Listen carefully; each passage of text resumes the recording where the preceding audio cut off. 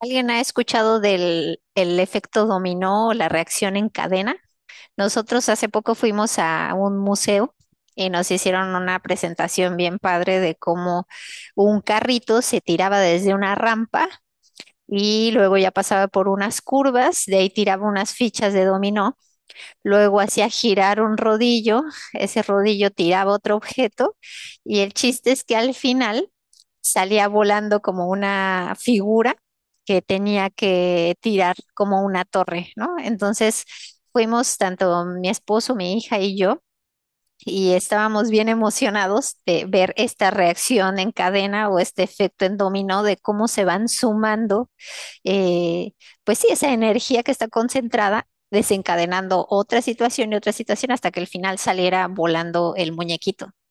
Y creo que al final de cuentas también se puede traslapar a cuando nuestros papás nos decían de manera advertida de que no pensaste lo que hiciste o no me diste las consecuencias de tus actos, ¿no? A veces como una acción que nosotros hagamos, nosotros creemos que nada más impacta en alguna persona o en alguna decisión y puede desencadenar como todo un efecto en cadena. Y bueno, ya a nivel más espiritual, a mí me gusta mucho una frase que dice que no puedes arrancar una flor sin molestar a una estrella, ¿no? Y hablando de este tema específicamente en relación al mantener la movilidad de los pies, pues tiene que ver con que si se afecta nuestra base de sustentación, si se afecta nuestros pies, que son los que nos permiten mantenernos en contacto con cualquier estructura, con cualquier superficie, ya sea que caminemos en un terreno empedrado, que caminemos de subida, de bajada, en la arena. No vamos nosotros modificando la postura del tronco, en realidad es nuestro pie el que se adapta a todo terreno acompañado de la articulación de nuestro tobillo y quien va recibiendo todo ese estímulo para permitirnos trasladarnos. Entonces, cuando se afecta la movilidad de nuestro pie, desencadena todo este efecto dominó o este efecto en cadena, porque esa disminución de la movilidad del pie va a desencadenar que se altere la forma como nosotros caminamos y eso va a desencadenar que se reduzcan los niveles de nuestra actividad física y que se deteriore nuestro estado de bienestar. Entonces, vamos a comenzar nosotros de atrás hacia adelante, cómo se manifestaría eso. Entonces, ¿cómo llegan a veces como que los pacientes tal cual a consulta, ya con el estado de bienestar deteriorado? El me lastimé o me duele en mi pie y entonces me estoy distendiendo más del estómago porque no tengo un adecuado tránsito intestinal y ahora me siento todo inflamado porque no estoy pudiendo caminar lo que caminaba antes o estoy completamente estreñido o me empezó a doler mi espalda baja porque ya no me puedo mover tanto y estoy pasando demasiado tiempo sentado o de la nada. Yo antes solía caminar mucho, tuve que dejar de caminar porque me empezó a molestar el pie o me empecé a tener como que dificultades. Me hice unos estudios de laboratorio al azar y esos estudios, cuando antes nunca me había salido algo alterado, ahora está arrojando que tengo resistencia a la insulina o que tengo un estado de prediabetes, se me está subiendo la presión arterial, empecé a acumular grasa a nivel del hígado o algo muy relevante también, afección en el estado de ánimo, ¿no?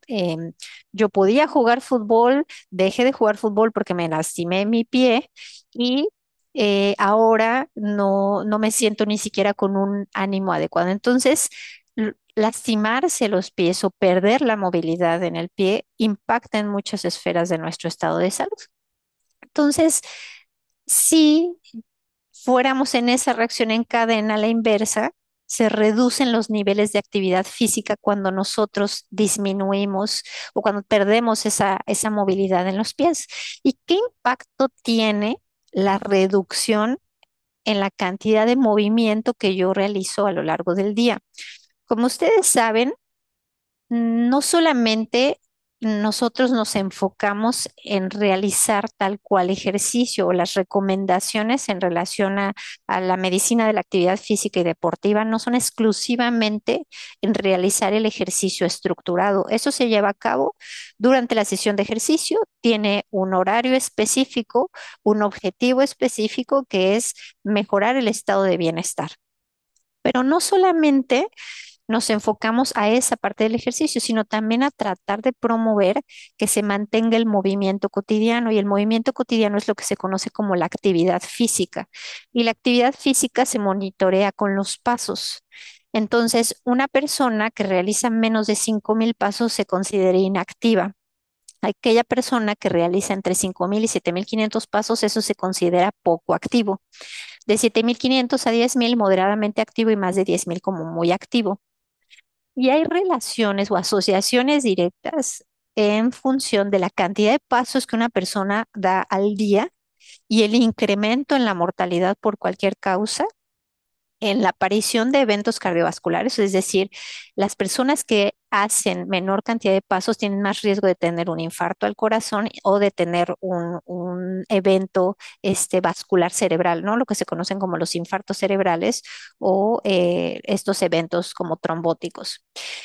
Y también tener una cantidad de pasos baja aumenta el riesgo de las enfermedades crónico-degenerativas, como el caso de diabetes, o sea, las personas que tienen menor cantidad de pasos tienen más riesgo de desarrollar diabetes, más riesgo de desarrollar hipertensión, enfermedad por reflujo gastroesofágico, trastorno depresivo, por esta asociación que les digo que el movimiento en realidad favorece la liberación de sustancias que mantienen adecuadamente nuestra salud mental, la presencia de obesidad y de cuestiones de alteración en el sueño, pero también se sube el colesterol malo, se baja el colesterol bueno y diferentes cosas. Y algo muy importante también es que aumenta el riesgo de cáncer y cuando alguien ya está viviendo con cáncer, aumenta el riesgo de mortalidad por cáncer. Entonces, en la medida que mayor sea mi movimiento, menor va a ser mi riesgo de tener cualquiera de estas enfermedades que estoy yo mostrando.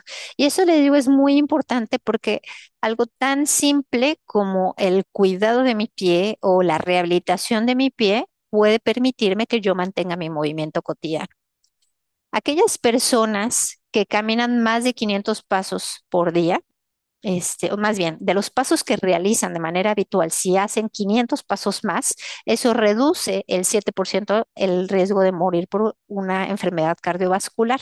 Y cuando caminan 1.000 pasos más, eso reduce 15% el riesgo de mortalidad por cualquier causa. Entonces, hay incluso este tipo de tablitas en relación a los pasos que uno da, si se incrementan 1.000 pasos adicionales y si esos pasos se hacen a una cadencia adecuada, en cuanto se reduce el riesgo de tener un evento de mortalidad prematura en esa persona. Entonces, aquellos que estén realizando 2.000 pasos, si agregan 1.000 más, ¿no? Se reducen 16% si la cadencia es intermedia, ¿no? Pero si hacen a paso rápido y también se incrementa en mayor medida la cantidad de pasos, vean en cuánto ocurre la reducción en el riesgo de tener alguna mortalidad prematura. Entonces, mantener el movimiento es muy importante porque si se deteriora el movimiento cotidiano, se deteriora todo nuestro estado de salud y eso lo podemos monitorear con los pasos.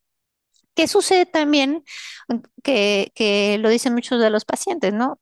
Es que ya no puedo subir de manera adecuada las escaleras. Y hay este tipo de artículos donde subir escaleras con más frecuencia se asocia con menor desarrollo de diabetes, con menor riesgo de desarrollar diabetes tipo 2, ¿no? Entonces, obviamente, aquellas personas que tengan algún dolor articular o alguna lesión o pérdida de equilibrio que les contraindique subir escaleras, pues no lo tienen que hacer, pero esto es un poco como para que se den cuenta del impacto que tiene el moverse en el asunto de no enfermarse, ¿no? Entonces, igual si yo subo entre 10 a 50 escalones por día, se reduce en un 5% y así sucesivamente en la medida que más cantidad de escalones se suben en el día.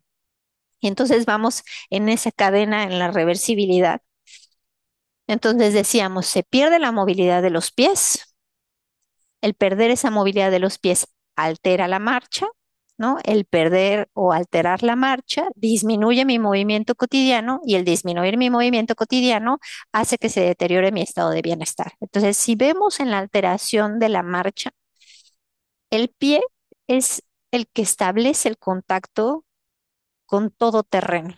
Entonces, el pie debe tener un adecuado rango de movimiento, una adecuada flexibilidad, un adecuado apoyo y ese apoyo debe de ser sin dolor. Si se altera la marcha de una persona, dentro de las cosas más trágicas sería que presente una caída y que esa caída desencadene una fractura. Pero a veces cosas tan sencillas como se me enterró la uña y el empezar a caminar de manera inadecuada hace que mi cuerpo genere compensaciones y entonces ya no solamente me duele el pie, sino que me empieza a doler la rodilla y después me empieza a doler la cadera y después me empieza a doler la espalda baja y de ahí ya la espalda alta y hasta la parte de arriba. Entonces, somos seres que estamos completamente conectados. Si se afecta alguna área de nuestro pie, como me desperté en la mañana y me pegué en mi dedo chiquito del pie y después de eso ya no puedo apoyar de manera adecuada. Y entonces algo importante es que el cuerpo genera mecanismos para modificar la forma de caminar cuando nos pasa algo. Entonces aprendemos a cojear, aprendemos a caminar de una manera diferente con tal de disminuir el dolor y poder seguir siendo funcionales. Pero ese asunto en sentido contrario, es decir, regresar a caminar de manera normal, no se logra al menos que la persona viva un proceso de rehabilitación, que se le llama la reeducación de la marcha, volver a aprender a caminar de la forma adecuada. Entonces, que yo empiece a pisar mal, que yo tenga alteración en mis pies, todo eso va a desencadenar una reacción en cadena igual hacia arriba en mis estructuras musculoesqueléticas. Entonces, todo esto partió de la disminución en la movilidad del pie.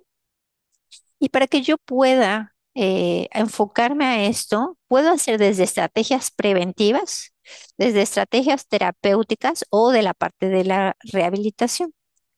Entonces, algunos recordarán a lo mejor si de niños, sus papás se dieron cuenta que pisaban mal y los llevaron a lo mejor a realizar un análisis de su pisada, ¿no? Y entonces, de lo más común que nosotros vemos en esos análisis de la pisada, y te lo vamos a ver más adelante, es si la persona tiene el pie plano o si tiene el arco muy pronunciado, y eso es como lo más común, ¿no? Sí me llevaron porque tenía yo el pie plano. Pero hay diferentes cuestiones que se observan, ¿no? Como el tipo de pie que tienen los nombres, cuando van así en bajadita, que le llaman un pie egipcio, o cuando a que le dicen también como cuadrado, cuando los tres primeros dedos son más o menos de la misma altura, o cuando el segundo dedo es más grande que el primer dedo. Y todo eso influye porque es importante, y ahorita lo vamos a ver más adelante, desde la elección del calzado. También dentro del pie, nosotros tenemos unos arcos. El más común que se conoce es el longitudinal que está por la parte interna, pero también tenemos otro arco que es este que se llama el transverso. Entonces, eso es importante detectarse porque si alguien tiene alterada su pisada, cuando está en una posición estática, cuando se mueve, obviamente que también puede estar ejerciendo áreas de presión en donde no deberían de estar ocurriendo. Entonces, por ejemplo, así se observa la huella de una persona que tiene pie plano, de una persona que tiene el pie normal, el arco normal, y de una persona que tiene el arco muy acentuado.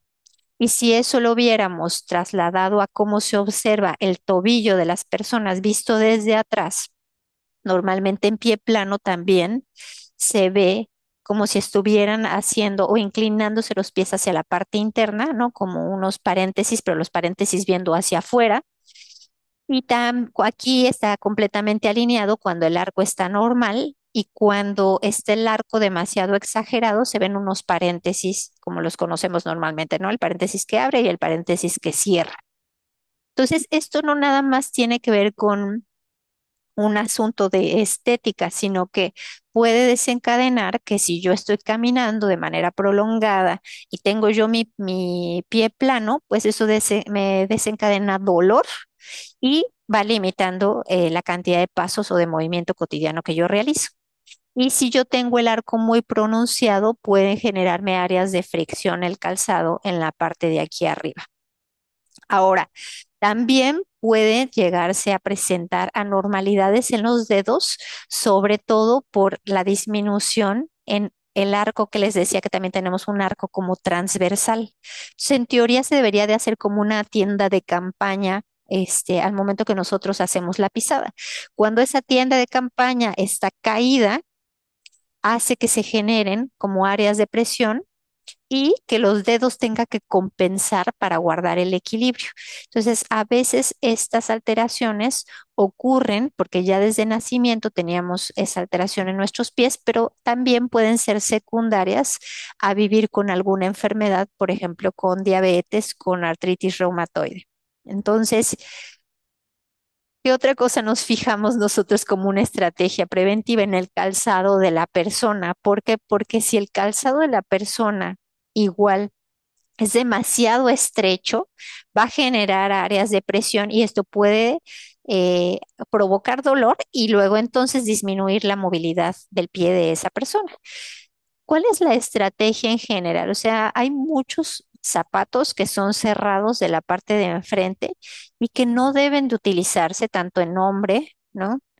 como en mujer, porque en realidad lo que se dice es que si yo me pusiera de pie y alguien, como esta huellita que está aquí, trazara una imagen alrededor de mi pie, de ese ancho es del ancho que yo debería de escoger mi calzado y no lo debería de escoger tan reducido porque entonces eso puede favorecer la aparición de juanetes o la aparición de esos dedos en gatillo o de esos dedos en garra.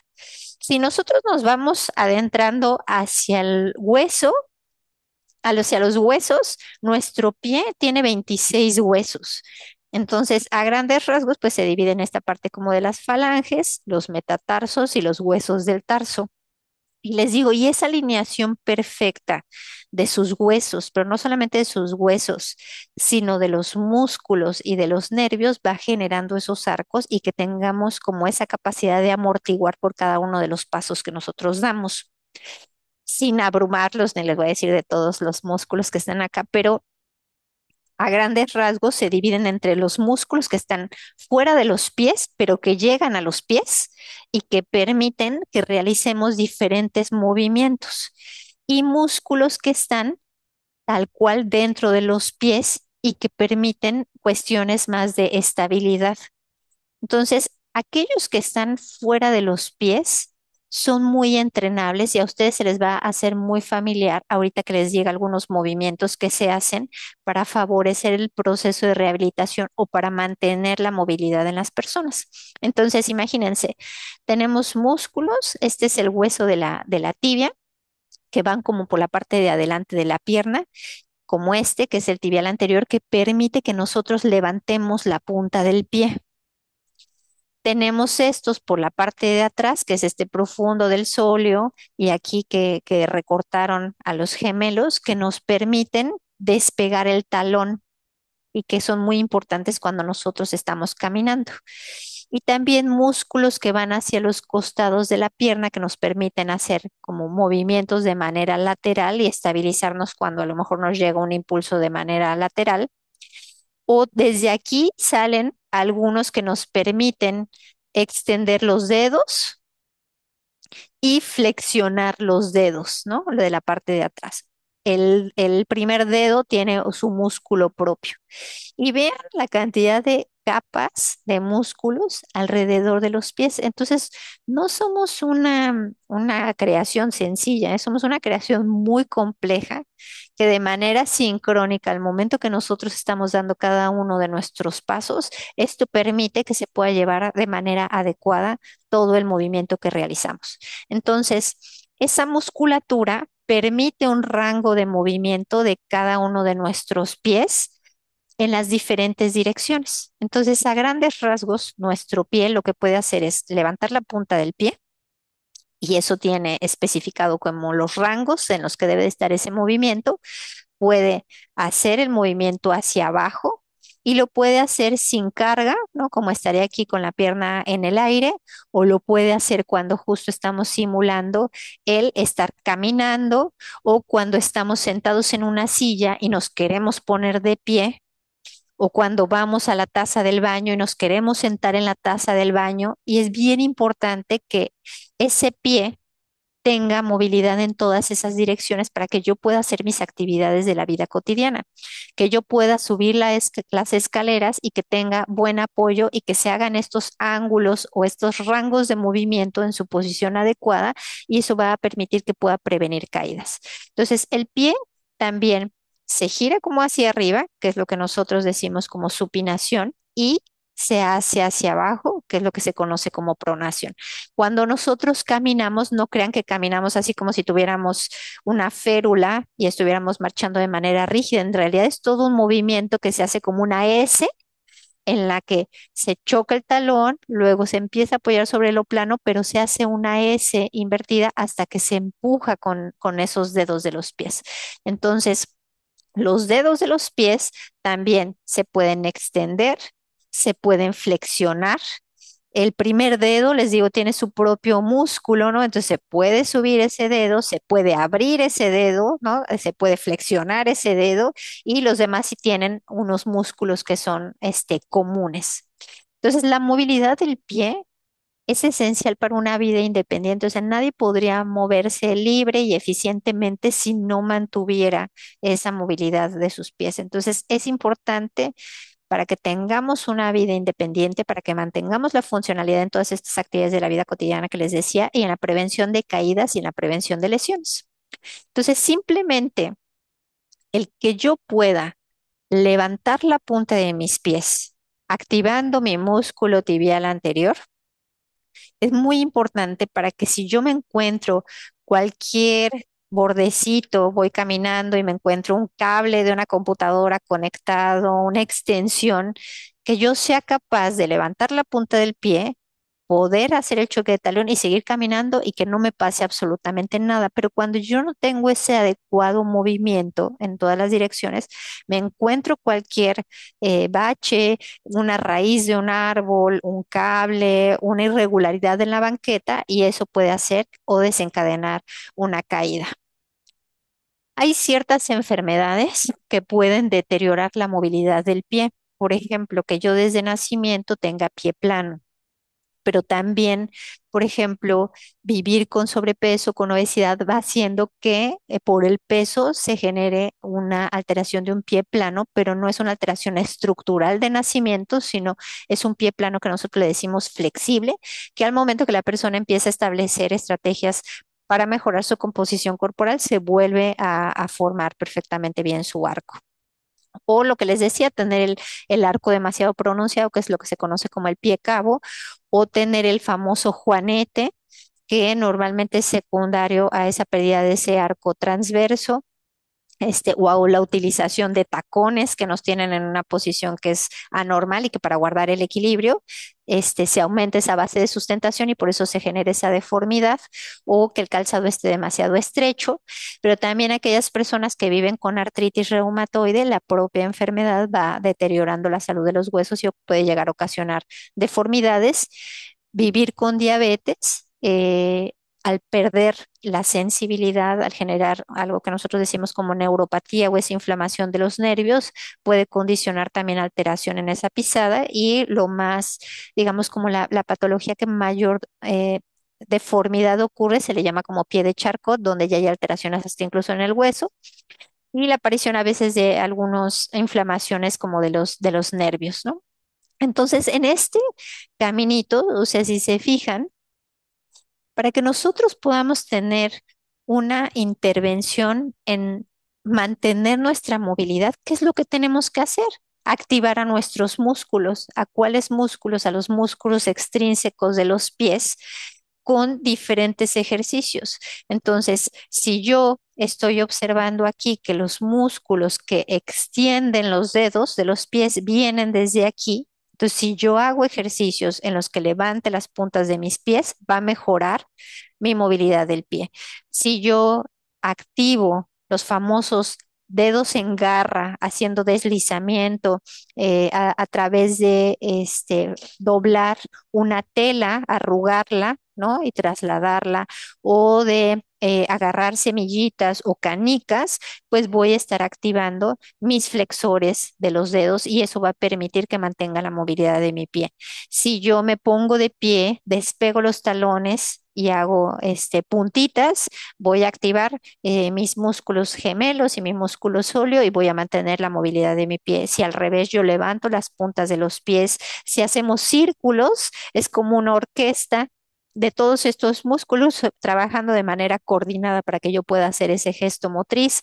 Si lo cambio en ambas direcciones, igual mayor reto a nivel del cerebro. Si nada más me dedico a levantar el primer dedo, también me ayuda a flexionar ese dedo, a separarlo.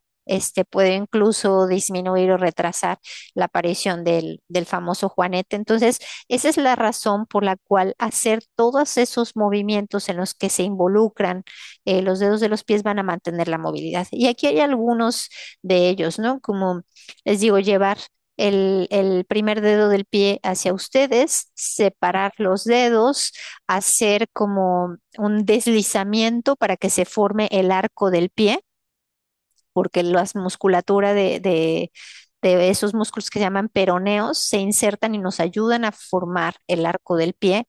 Puedo yo arrugar una sábana, arrugar una toalla, puedo yo agarrar una canica y estoy manteniendo esa movilidad.